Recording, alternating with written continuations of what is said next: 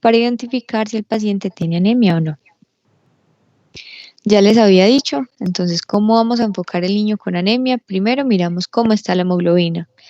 Si la hemoglobina está por debajo del percentil 5 para la edad, nos vamos a la otra clasificación. Miramos el volumen corpuscular y evaluamos si es una anemia microcítica, normo o macro. Y ahí miramos si el paciente es un neonato, un lactante, escolar y adolescente. Y ahí ya nos vamos yendo cómo es la etiología de esta patología. Entonces, comencemos con la anemia microcítica. En los neonatos, ¿cuál es la causa de una anemia microcítica? Que tenga una talasemia. Y no hay ninguna otra etiología. Para los lactantes, los preescolares, escolares, ya comienza la deficiencia de hierro. Puede que sea por una infección crónica y también esta talasemia. En los adolescentes, la deficiencia de hierro, una enfermedad crónica y también la talasemia. Entonces, comencemos con la anemia por deficiencia de hierro. Para nosotros hablar de ferropenia es porque la ferritina está por debajo de 15 en el paciente pediátrico. En los neonatos, entonces, yo por qué pudiera tener una deficiencia de hierro, aunque es muy raro.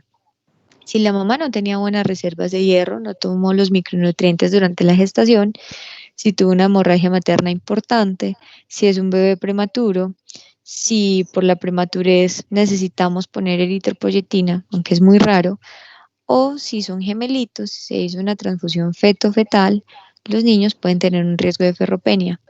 Y en los niños más grandecitos, ¿qué va a ser? Una ingesta insuficiente de hierro, que no lo absorba bien, los niños obesos o los pacientes que antes del año de vida la mamá los está alimentando con leche de vaca, leche colanta, leche de bolsa, alpina, que lo reemplazan por la lactancia materna o por las fórmulas infantiles. Estos niños tienen más riesgo para tener ferropenia. Las manifestaciones clínicas entonces de un niño con anemia por ferropenia, puede que él esté asintomático, puede que esté muy irritable, que esté letárgico, que tenga un retraso importante en el neurodesarrollo. Y cuando yo tengo un retraso en el neurodesarrollo es porque el niño está muy ferropénico.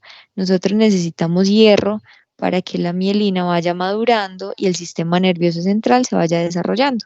Entonces, por eso la OMS es tan enfática en decir todo niño el primer año de vida debe tener un hemograma, porque si no vamos a crear niños con retraso en el neurodesarrollo y pues eso va a impactar en el desarrollo social y económico de la población. Puede que no quieran comer nada, que tengan cambios en el comportamiento, que sea un niño que esté pálido, pero los síntomas no son tan específicos. Prevención y tratamiento. Entonces, todas las guías dicen que los niños deben tener un aporte ideal de hierro en la dieta, que desde la gestación la mamá debe suplir esas necesidades, que en el momento del parto se recomienda un pinzamiento tardío del cordón. Tardío es cuando ya han pasado los 2 minutos o cuando ya dejamos de percibir pulso en el cordón, ya se hace el pinzamiento, excepto en los casos que ustedes ya les enseñaron cuando tuvieron la oportunidad de rotar en neonatos, que hay unos casos específicos donde se debe hacer un pinzamiento rápido del cordón. Algunas guías dicen que todo niño debe tener suplemento con hierro sin importar si tienen anemia o no. Esto todavía está muy debatido, algunos pediatras no están de acuerdo, los nutriólogos tampoco, porque también empeoran pues y hay más efectos secundarios con la administración de hierro, entonces se prefiere dejar para los niños que sí se documenta ferropenia y anemia. Entonces ellos dicen que si yo tengo un niño que solo se alimenta de leche materna, se le debe suplementar hierro desde el primer mes de vida, 2 miligramos por kilo, hasta el año de edad. Y 0,1 miligramo por kilo a los niños que tienen leche de fórmula. Acá la leche de fórmula compite mucho con la leche materna por el aporte del hierro, pero eso también depende mucho de la mamá. Si la mamá tiene una adecuada alimentación, si tiene buenos depósitos, no va a tener tanto riesgo de ferropenia al niño. Que dicen también que del primer año a los 3 años de vida, todo paciente debe recibir un suplemento de hierro en la dieta, más o menos de 7 miligramos al día, que esto se cumple con una dieta normal, con proteína adecuada, o sea, con carne para el bebé. y que de los 4 a los 8 años deben tener un suplemento de hierro más o menos de 10 miligramos al día. Sabemos que lo que ingerimos de hierro se absorbe más o menos el 2-3% de lo que uno está ingiriendo, entonces por eso se insiste tanto en que los niños tengan un buen aporte de proteína. ¿Qué pasa si yo diagnostico entonces que el niño tiene una anemia por ferropenia? El tratamiento simplemente administra hierro y la dosis es de 3 miligramos por kilo una vez al día entre las comidas. Y tienen que ir de la mano con nutrición porque entonces ellos nos van a decir qué alimentos tienen más complemento de hierro para suplir como las reservas y para que el niño mejore más. Uno cuando dice que está haciendo un tratamiento adecuado y que el niño está respondiendo, es cuando ya llevamos 3 meses de tratamiento y vemos que la hemoglobina ha subido por lo menos más de 1 gramo decilitro en el hemograma. Estas son algunas de las presentaciones en las que encontramos el hierro. Están en tabletas, están en suspensión o están en gotas. Siempre fijémonos, según la prescripción que ustedes vayan a dar, cuánto tiene de hierro elemental, porque no es que le dé una tableta o 2 goticas, sino que sabemos que es 3 miligramos por kilo de hierro. Miramos la presentación, miramos cuánto tiene y ya de ahí sabemos si le toca media tableta o tantas gotas o tantos cc de la suspensión. Importante que siempre que le administren hierro al niño le laven muy bien los dientes porque si no le pueden quedar manchados y que se acompañe de jugos de naranja, de mandarina o de guayaba que nos mejora la absorción del hierro. La otra anemia microcítica entonces es la talasemia, que es el diagnóstico diferencial principal de una ferropenia. Aquí, ¿qué es lo que pasa? Es una hemoglobinopatía donde hay un defecto importante de las cadenas en la hemoglobina que se puede manifestar a partir de los 6 meses porque ahí ya se acaban las reservas de la hemoglobina fetal y ya los niños comienzan a tener manifestaciones. La talasemia entonces tiene su clasificación, alfa-talasemia y beta-talasemia. Eso depende de la cadena de globina que esté afectada y lo que pasa es que los glóbulos rojos van a ser más frágiles, no van a cumplir su función adecuada, va a haber disminución en la producción de hemoglobina, entonces por eso los niños van a presentar anemia. Para el diagnóstico entonces es un paciente con anemia microcítica con un valor de ferritina normal. Si ustedes quieren pueden medir hierro, transferrina, pero eso no lo indican las guías. Y después de usted haber descartado que no es por ferropenia, ya pensamos que es talasemia. Y esto solamente se hace con pruebas genéticas y electroforesis de proteína. Si el paciente tiene síntomas severos de la patología, se transfunde. Y el tratamiento ideal es que le hagan un trasplante de médula ósea. De resto, no está indicado nada más en los pacientes que se diagnostique talasemia. El otro grupo, que es el más grandecito, son los pacientes con anemia normocítica. Otra vez los dividimos, neonatos, preescolares y adolescentes. El neonato, ¿por qué puede tener una anemia normocítica? Porque tiene una pérdida de sangre, porque tiene una anemia hemolítica, porque tienen deficiencia de 6-glucosa deshidrogenasa o porque tienen infección por parvovirus. En los preescolares y escolares, también pérdida sanguínea, que estén infectados, anemia de células falciformes muy importante y también aparece la anemia hemolítica. En los adolescentes tenemos como etiología falciformía, anemia hemolítica y la leucemia. Comencemos por el grupo grande, anemia hemolítica. Es una patología donde la vida media del glóbulo rojo está menor, que es 120 días, acá va a ser menor a eso, y hay una destrucción prematura de estas células. ¿Qué debemos tener en cuenta dentro de los paraclínicos? Es que los reticulocitos van a estar aumentados y en los niños va a estar alrededor mayor del 2%. ¿Qué encontramos en las otras ayudas diagnósticas? Aumento en la bilirrubina indirecta, la LDH puede estar aumentado, puede estar normal y la aptoglobina es el principal método de diagnóstico porque ahí va a haber disminución en la producción de la aptoglobina y ya con eso diagnosticamos una anemia hemolítica. ¿Por qué puede haber hemólisis entonces? Por un defecto de la célula o porque hay una alteración sistémica que destruye los glóbulos rojos. Puede ser por fármacos, enfermedades autoinmunes, un hiperesplenismo y las intrínsecas por anemia de células falciformes, por talasemia o una esferocitosis hereditaria que causa que el glóbulo rojo se destruya antes de lo normal. Entonces miramos si el paciente tiene hemólisis con los paraclínicos y qué nos puede presentar en la clínica. Tienen ictericia, pueden tener esplenomegalia, están pálidos, es una anemia de un inicio agudo, pueden tener coluria y siempre el recuento de reticulocitos va a estar por encima del 2% para la edad. Entonces, ¿cómo evaluamos el paciente? Hemograma completo. Se puede pedir un extendido de sangre periférica porque necesitamos ver cuál es la morfología de los glóbulos rojos y si de pronto con esa morfología damos a la etiología de esta patología. Miramos las bilirrubinas, LDH, que la LDH se eleva por cualquier cosa. LDH elevada no quiere decir siempre una leucemia. Puede ser que el paciente esté infectado, que tenga una enfermedad autoinmune. Ya les había dicho que la aptoglobina es el valor más confiable para determinar si hay hemólisis y miramos el recuento de reticulocitos. Esta es la forma de medir entonces los reticulocitos. Ponemos los reticulocitos, el porcentaje que tiene, con el hematocrito que tiene el paciente, lo dividimos por el hematocrito normal, o sea, nos vamos a las tablitas del niño y esto se divide y ya ahí nos da el porcentaje.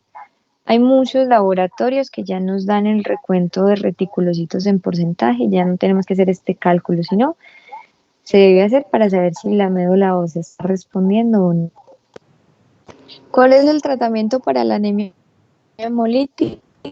Entonces solamente lo vamos a transfundir vascular severo y si la hemoglobina está por debajo de 5, no por debajo del percentil 5, sino que tiene por debajo de 5 gramos de decilitro, allí se transfunde. Si el paciente no cumple con esto, no está chocado, no está inestable, la hemoglobina no está por debajo de 5, no se transfunde, sino que lo vamos a pulsar con esteroides. La dosis es de 1 miligramo por kilo dosis cada 6 horas por 72 horas.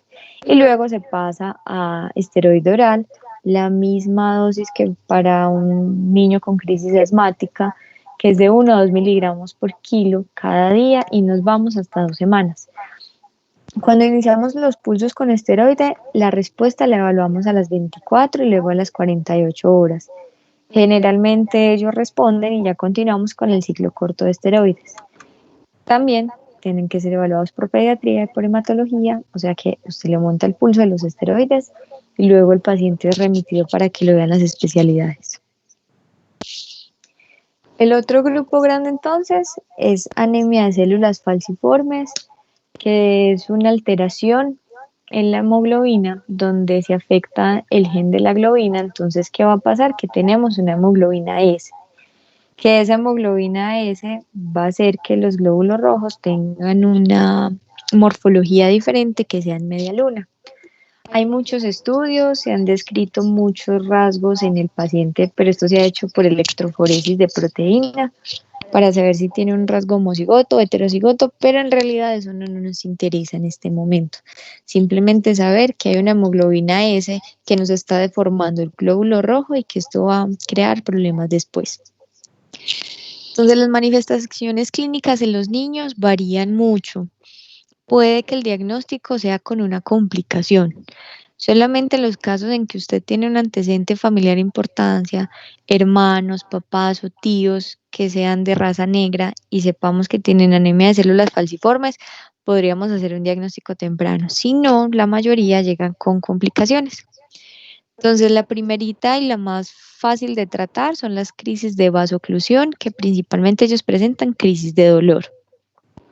Entonces son unos episodios agudos de dolor abdominal, dolor en articulaciones, pueden que tengan cefalea y esto simplemente es por oclusión vascular. Son unos glóbulos rojos que son en media luna, que no van a pasar por los capilares, obstruyen la circulación y por eso se crea el dolor. Entonces es una manifestación común, muchas veces es incapacitante para el paciente, puede que sea por cambio de clima, los climas fríos empeoran en ellos y que nos va a afectar la columna, las rodillas y los hombros. Con esta crisis de vasoclusión, entonces ellos pueden tener algunas manifestaciones. La dactilitis es que hay edema, dolor en los huesitos de las manos, de las manos y en los pies. Puede que tengan fiebre, pueden que tengan leucocitosis, pero principalmente va a haber edema y dolor. Y lo único que le vamos a dar es AINES, reposo y buena hidratación. El síndrome torácico agudo es una complicación que puede ser fatal. Es un niño que tiene disnea, dolor en tórax, síntomas respiratorios, nuevos infiltrados en la radiografía. Parece como si fuera una tuberculosis diseminada, una neumonía multilobar, pero acá lo que pasa es que hay una vasoclusión extrema y los niños necesitan un soporte con oxígeno, se deben cubrir con antibiótico, principalmente con macrólidos, y la mayoría de veces terminan en unidad de cuidado intensivo.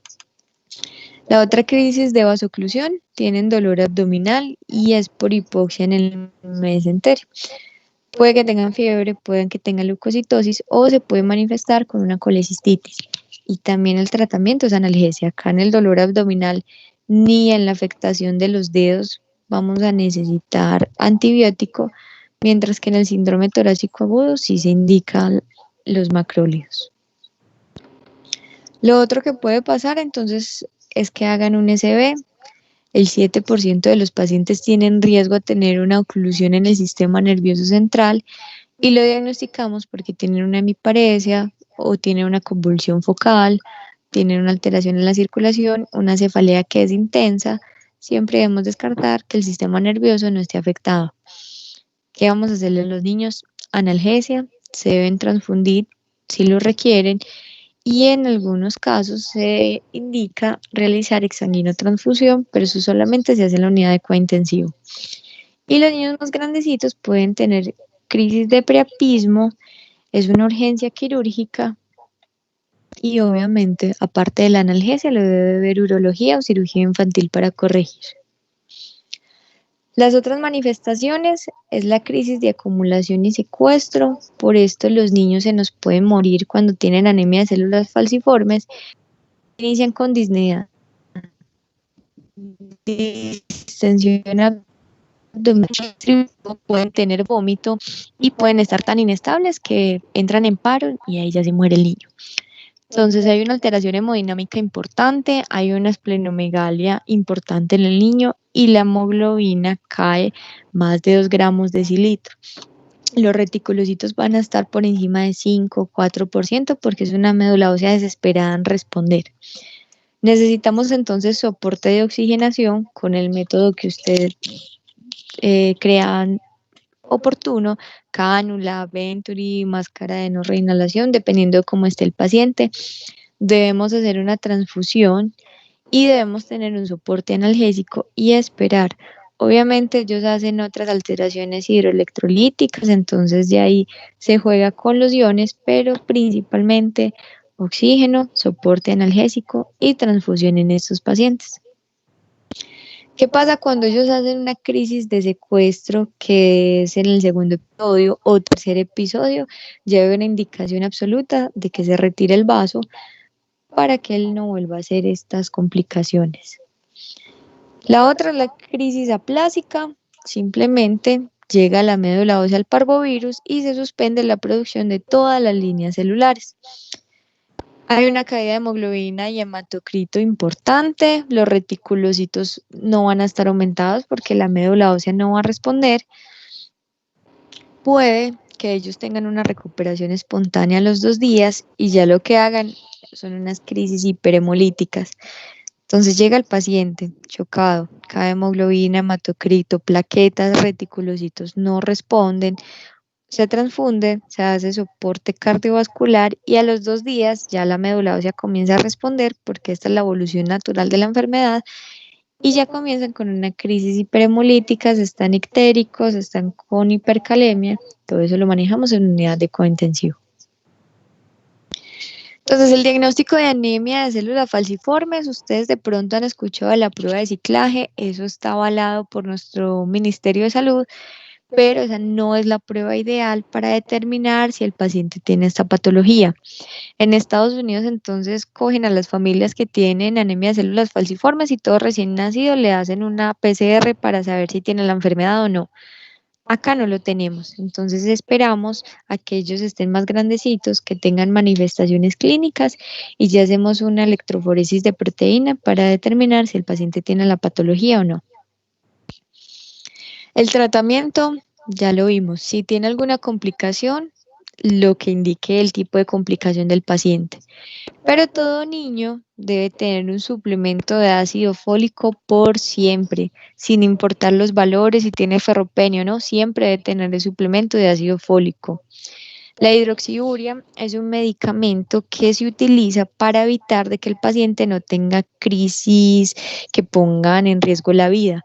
Entonces, si yo tengo una complicación que es frecuente o si tuvo una complicación severa, síndrome torácico, un SB, un secuestro o una aplasia medular, ya está indicado la hidroxiuria, que esto solamente lo suspende hematología y la dosis es de 10 a 15 miligramos por kilo día.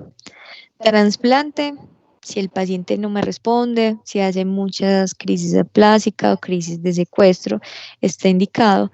Y el manejo del dolor es con opioides y las transfusiones solo las dejamos para los casos severos de la enfermedad.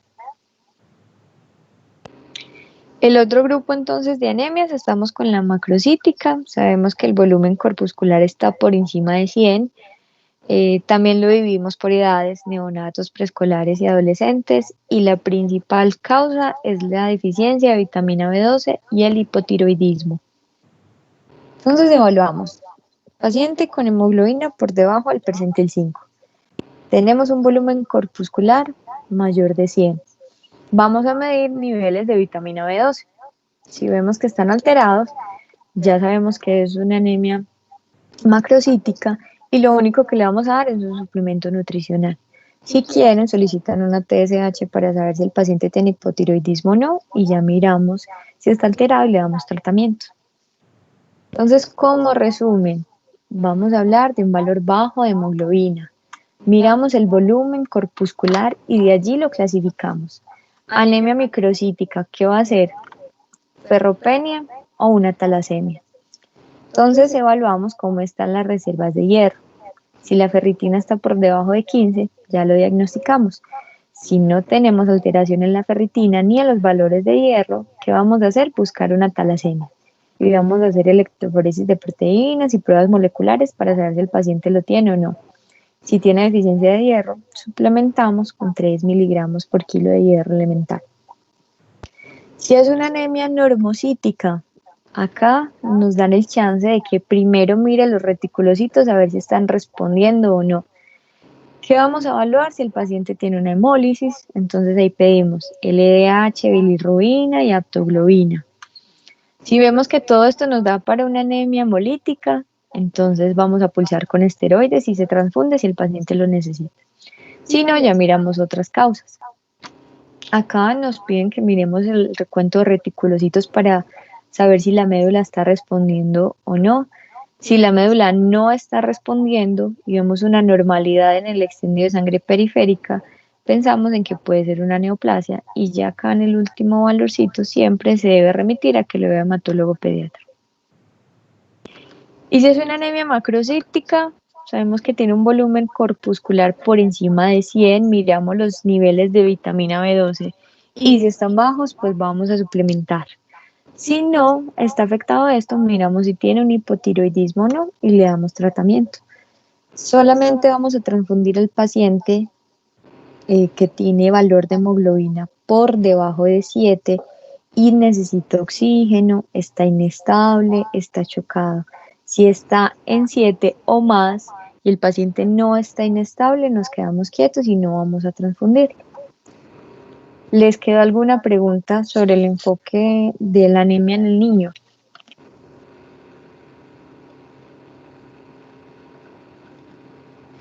No, señora.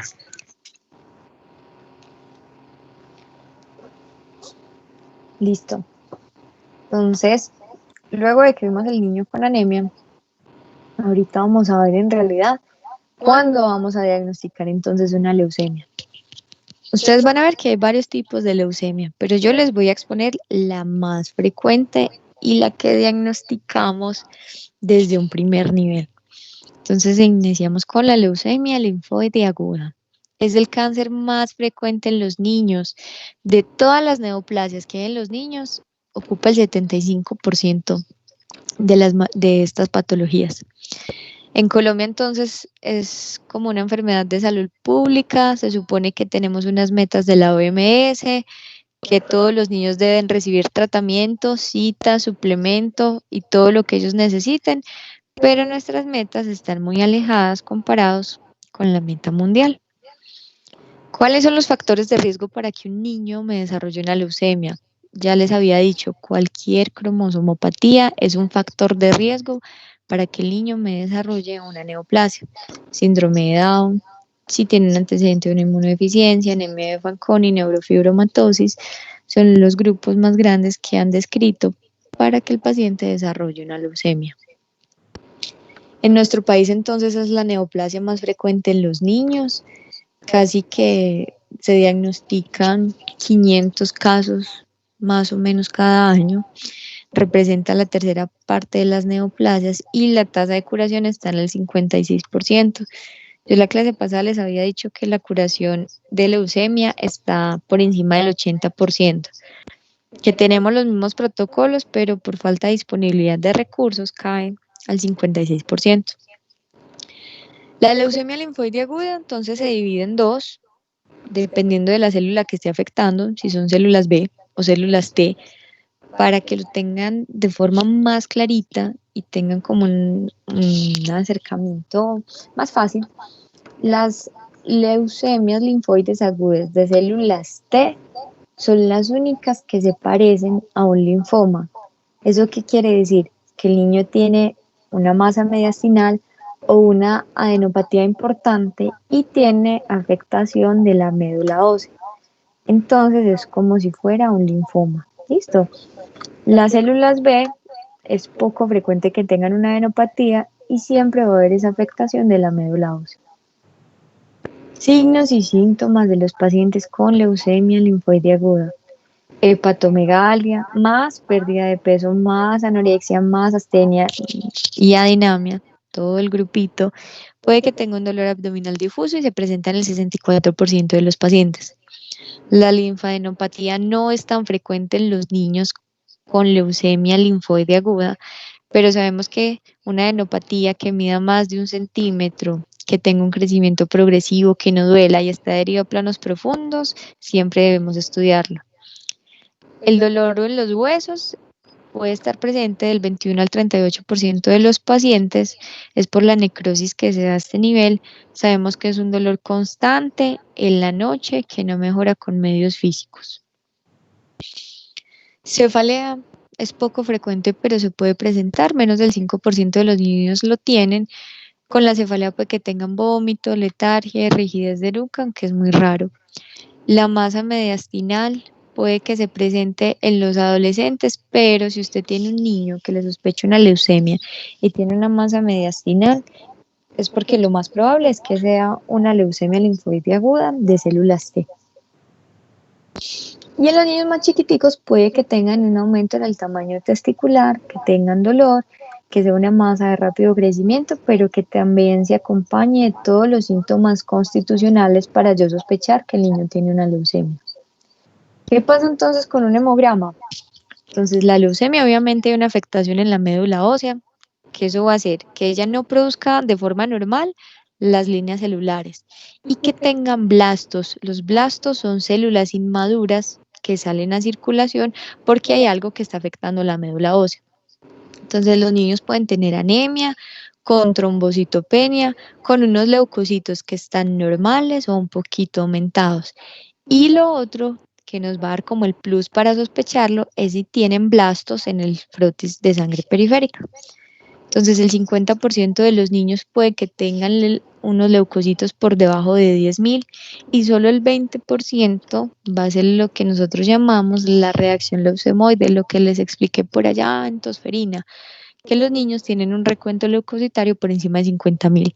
Entonces yo cuando voy a sospechar una leucemia, un niño que tiene astenia, adinamia, pérdida de peso, está pálido, le está yendo mal en el colegio, ya no está jugando, tiene una pérdida de peso que está registrada, es importante, puede que tenga enopatías o no, hepatosplenomegalia, le tomo una va a tener una anemia, puede que tenga trombocitopenia, puede que tenga un recuento leucocitario por debajo de 10.000. Allí es que yo voy a sospechar que de pronto el paciente tiene una enfermedad linfoproliferativa, pero acordémonos que debemos haber descartado causas infecciosas o inflamatorias antes de.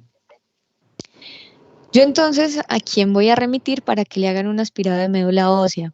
Si yo encuentro que el niño tiene blastos en sangre periférica, si tiene alteración de más de una línea celular, si tiene citopenias, más hepatomegalia o una linfadenopatía con los signos de alarma, allí es donde está indicado hacer un aspirado de médula ósea.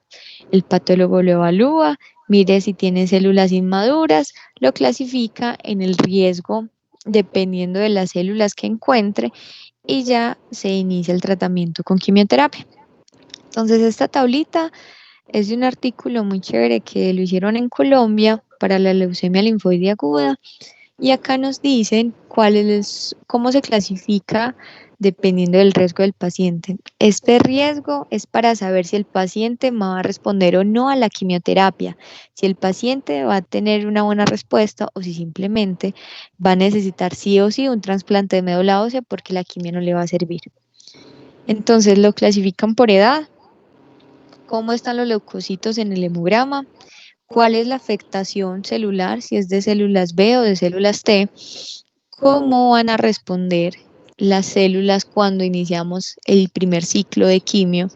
Entonces acá a la semanita, luego de iniciar con la prednisolona, miran cuántos blastos hay en la médula ósea. ¿Qué son las otras cositas que siempre miden? Son las marcaciones genéticas. Si el paciente tiene alguna de estas marcaciones positivas, quiere decir que va a tener peor pronóstico, poca respuesta al tratamiento y que obligatoriamente necesita un trasplante de médula ósea.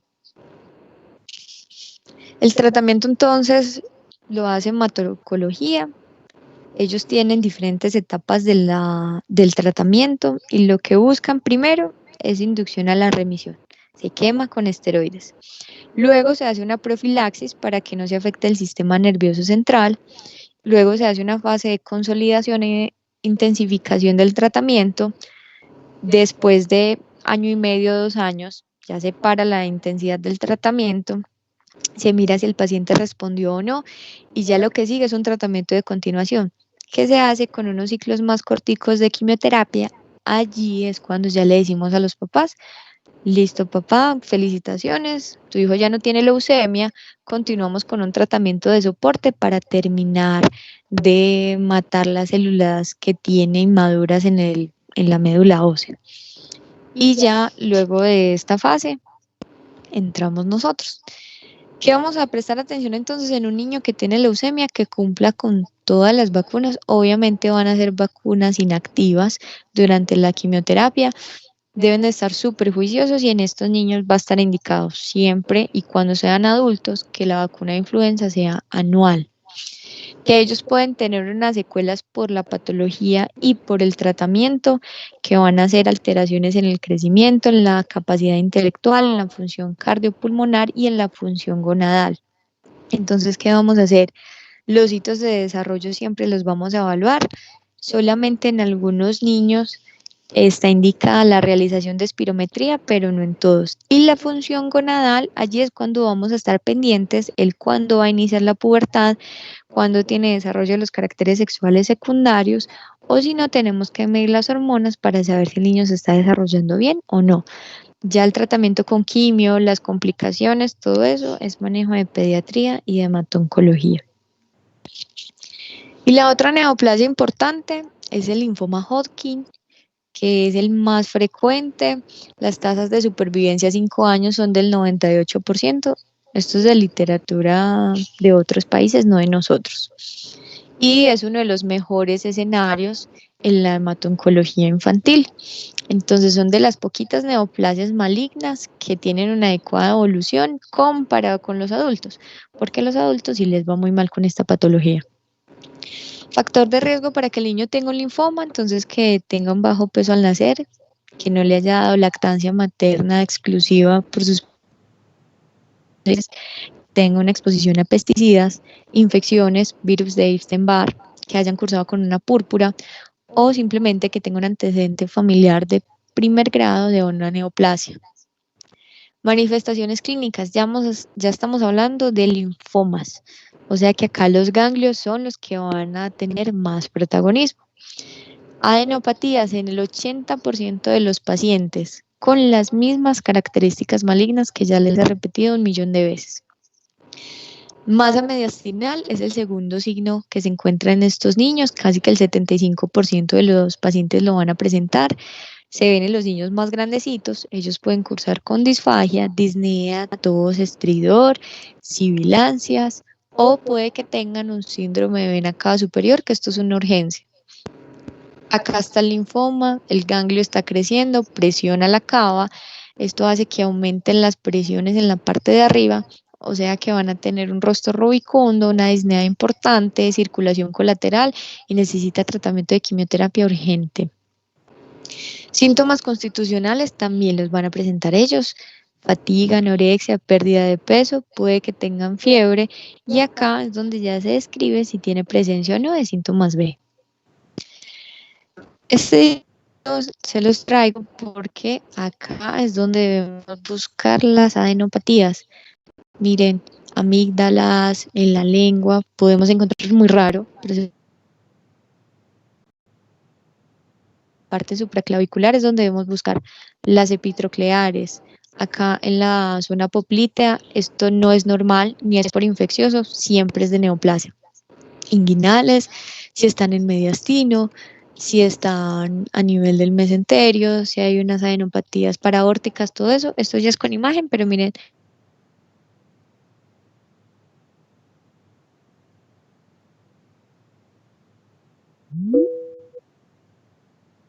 O no, la pancitopenia es muy raro que se presente y esto de parálisis de cuerdas vocales o que cursen con un síndrome de Horner. Acordémonos que el Horner es que tienen miosis, ptosis palpebral y tienen una anhidrosis de ese lado, ellos pueden cursar con esto. Entonces yo tengo un paciente con una adenopatía que está sospechosa, que se acompaña de síntomas constitucionales. Puede que sea un linfoma, que es el primer diagnóstico que tengo que pensar, o puede que sea una leucemia de células T. El hematoncólogo le hace la aspirada de médula ósea y si hay compromiso en la médula ósea, es una leucemia. Si no hay compromiso, hablamos de un linfoma. El linfoma entonces no lo clasifican, o sea, sí se clasifica por el tipo de células, pero la clasificación importante es cuántos ganglios están comprometidos. Entonces ellos miran el estadio y dependiendo del estadio es que se va a buscar médula ósea y el tratamiento de quimioterapia que ellos van a tener. ¿Por qué nos importa conocer esto? Para saber la gravedad del paciente. Entonces, estadio 1 solo compromete una zona de ganglios, 2 ya va a comprometer más de 2 zonas ganglionares que están en el mismo lado del diafragma. El estadio 3 más de 2 zonas y ya van a estar en ambos lados del diafragma y el estadio 4 ya es una enfermedad diseminada. El diagnóstico entonces, signos y síntomas sugestivos, examen físico, imágenes para buscar adenopatías mediastinales y en abdomen y luego ya van a entrar los patólogos y el hematoncólogo a hacer una biopsia del ganglio y aspirado de médula ósea en los pacientes que ya tengan un estadio 3 o 4 o que el hemograma ya esté afectado. El tratamiento lo manejan ellos, es quimioterapia, se reseca el ganglio y con la quimioterapia, ¿qué hacen? Dañar las células citotóxicas, inhibir el crecimiento tumoral y la radioterapia, pues porque a veces es difícil hacer resección de un ganglio mediastinal, entonces mediante radioterapia se van a inhibir el crecimiento de estas células. El seguimiento va a ser el mismo. Debemos verificar de que el niño cumpla con todas las vacunas, que no tenga alteraciones en el neurodesarrollo ni que tenga alteraciones en su desarrollo puberal. ¿Les quedó alguna duda de leucemias y linfomas?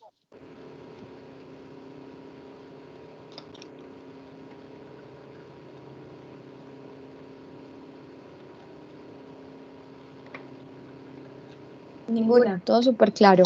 No, señora. Profe, Hola. una preguntita. En caso de que se encuentren, es que de pronto fue que no escuché o se entrecortó, no sé.